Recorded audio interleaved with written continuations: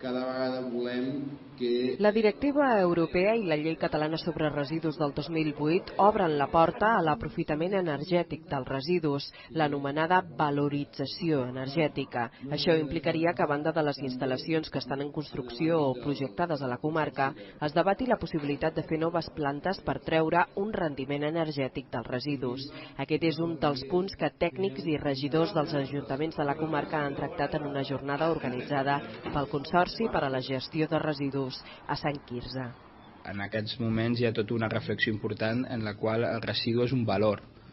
És un producte que té un valor energètic important i que, per tant, aquest tractament energètic en un país que, a part tenim mancances de caràcter energètic, doncs és una reflexió important. Per això avui el nou marc que obre portes a que s'instal·lin altres tipus d'instal·lacions que no tenim en aquest cas a la nostra comarca, doncs ens ha de poder significar que fem aquesta reflexió i veure si conjuntament amb la Generalitat podem demanar a futur que aquesta valorització dels residus també es faci al Vallès Occidental. Els països, jo diria, més del nord aposten per la valorització energètica, per tant, per la incineració, diríem, per cremar els residus i aprofitar-los energèticament, per produir electricitat o per produir aigua calenta.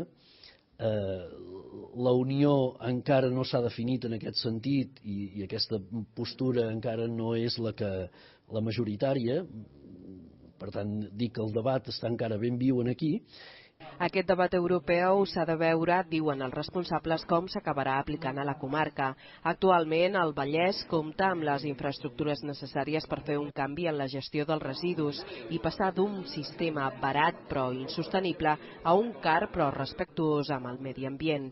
La principal peça, el centre de tractament de residus per a la fracció de resta a Vacarisses, podria estar enllestit i en funcionament el 2010. A més, entrarien en joc el dipòsit de bales a Cerdanyola, la planta de voluminosos a Sabadell i es milloraran o ampliaran la planta de tractament de l'orgànica de Can Barba de Terrassa i les plantes de triatge de Rubí i Sant Cugat. Quan aquest nou model estigui plenament implantat, es planteja la possibilitat de mancomunar serveis i taxes per a tots els ajuntaments de la comarca.